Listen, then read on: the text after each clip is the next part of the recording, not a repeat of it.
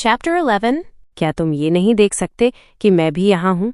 बेशक मैं तुम्हें देख सकता हूँ, लेकिन मैं अपनी वाक्य के बीच में रुक गया और जम गया, क्योंकि मुझे याद आया था कि जब मिस क्लो ने मेरी टखने पर काला जादू किया था।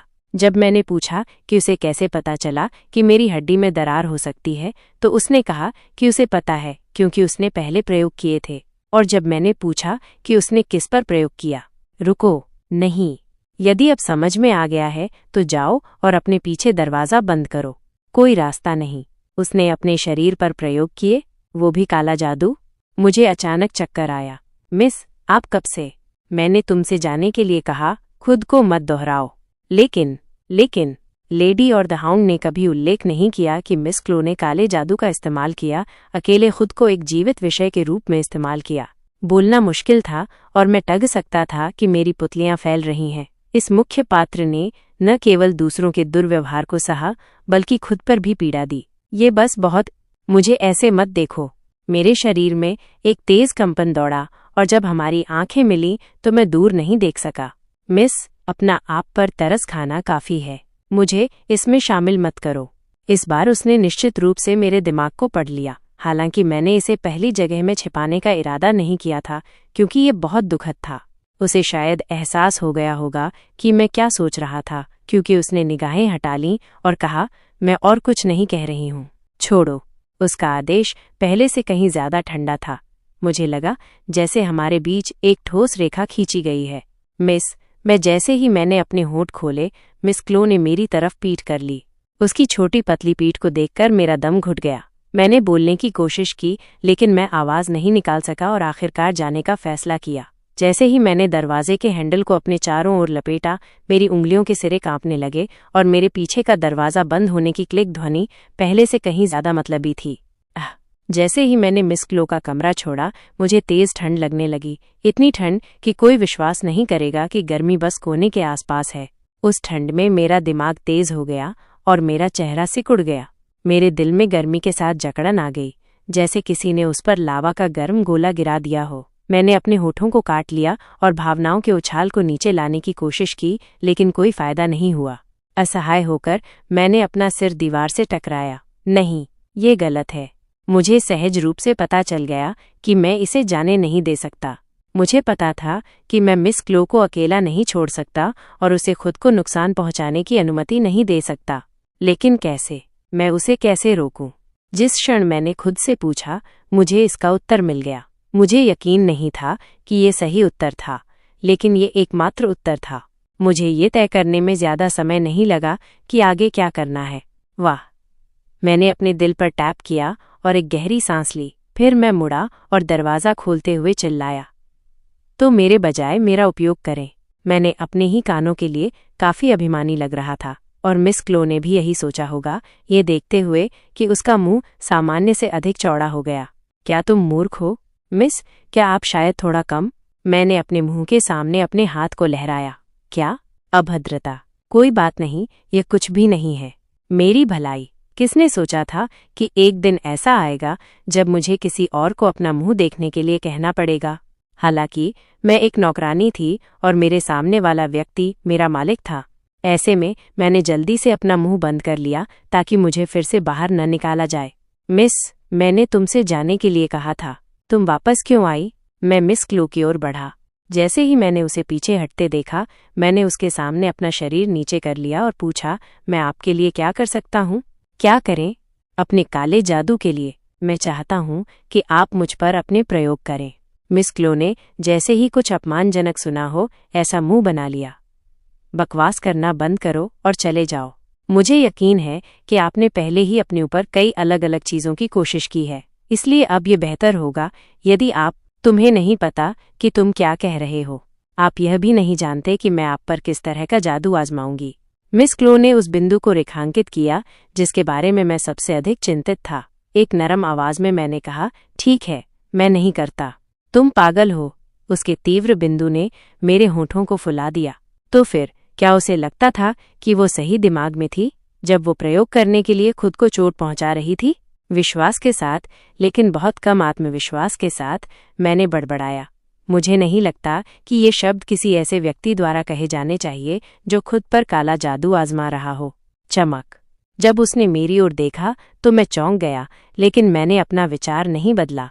मैं वास्तव में आपकी मदद करना चाहता हूँ। जब मुझे कोई जवाब नहीं मिला तो मैंने ध्यान से देखा कि मिस क्लो मुझे घूर रही थी और उसके होंठ फड़फड़ा रहे थे। क्या वो सोच रही थी कि क्या कहना है? क्यों? उसकी आवाज़ धीमी थी लेकिन विचारशील थी। उसका लहजा पूरी तरह से अलग था जब उसने मुझ पर दया न करने के लिए कहा था। आप सही थे।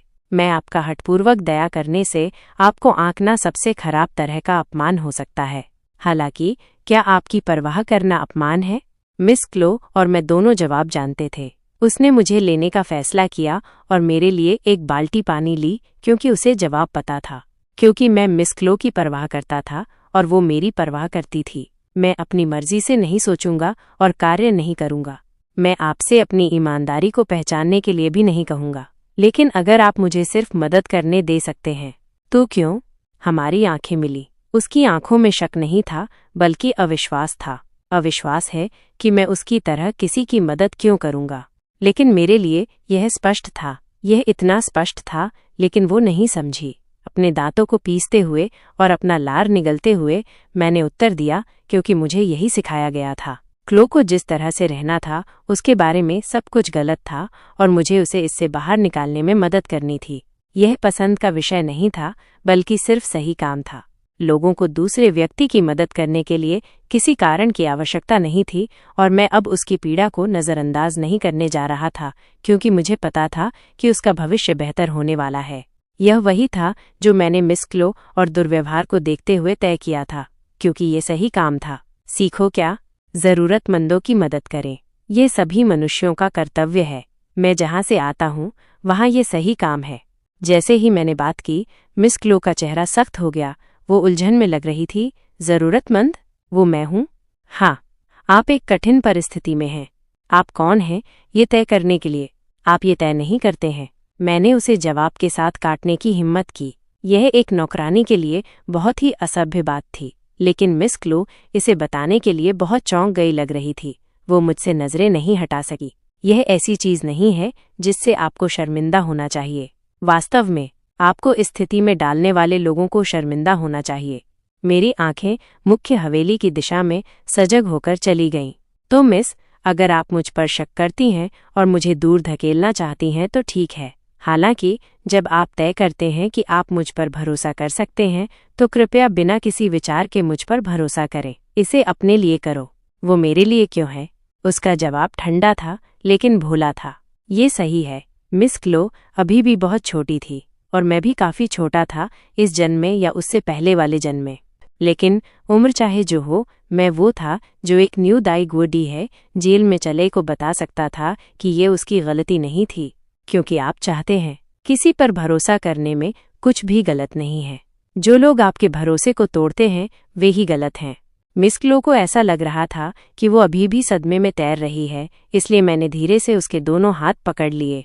शुक्र है उसने उन्हें दूर नहीं खींचा। मैंने उसके पतले, क्षतिग्रस्त हाथों को देखा और खुद को याद दिलाते हुए बोला, और मैं वो नहीं हूँ जो वो गलती करने जा रहा हूँ।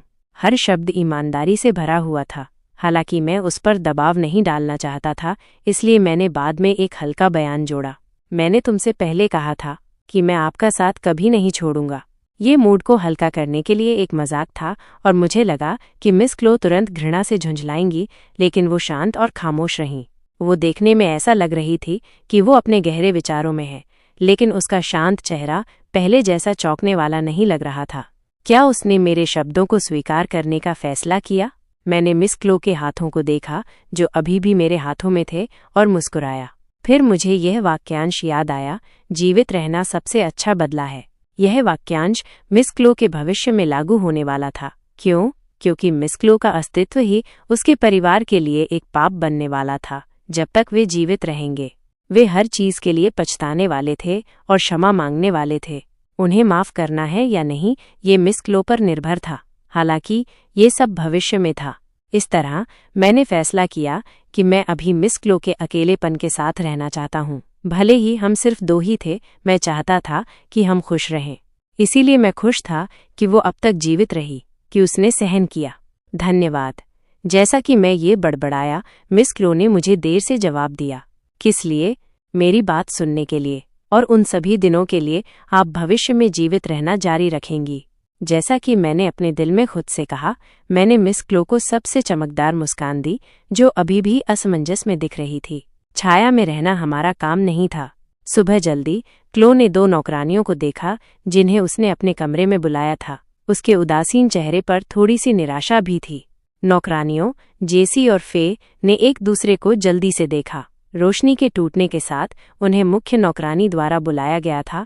फिर उन्हें द डॉल के कमरे में जाने के लिए कहा गया था।